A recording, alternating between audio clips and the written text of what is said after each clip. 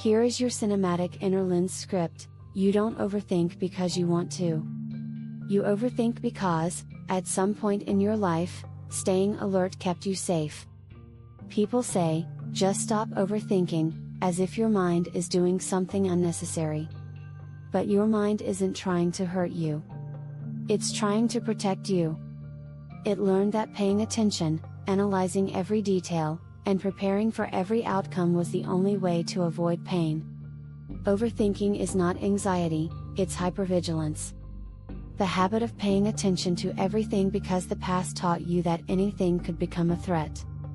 Maybe you grew up in a home where emotions changed quickly. Maybe someone you loved was unpredictable. Maybe you learned that one wrong move could shift everything. So your mind stayed awake, alert, scanning for danger. And now, as an adult, your brain still believes it's its job to protect you.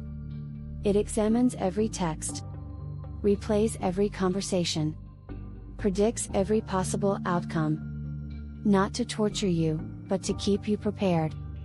Because if you can imagine every scenario, maybe you can avoid the ones that hurt. The real reason you overthink is that your nervous system doesn't feel safe relaxing. Stillness feels dangerous. Calm feels unfamiliar. Uncertainty feels threatening. Your mind learned to fill every quiet moment with noise because silence was never safe. And here's the part most people don't know: overthinking is not a sign you're broken. It's a sign you were unprotected. It's a sign that you had to become your own guardian before you had the chance to simply be a child. So how do you stop overthinking? Not by forcing your mind to be quiet. Not by telling yourself to let it go. Not by fighting your thoughts. You stop overthinking by making your body feel safe again. When your nervous system calms, your mind doesn't need to overanalyze. When you feel supported, you don't need to prepare for every outcome. When you trust yourself, you don't need to predict danger. When you feel grounded, the thoughts naturally settle. Overthinking fades when safety grows.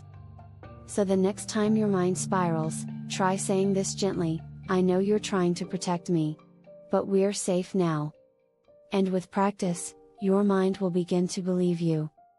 Slowly, softly, one breath at a time. You are not an overthinker, you are someone who had to survive unpredictability, and your mind adapted beautifully. But now, you're learning something new: you don't need to live in defense mode anymore. You're allowed to rest. You're allowed to breathe. You're allowed to trust the present moment. If this helped you understand yourself more clearly, subscribe.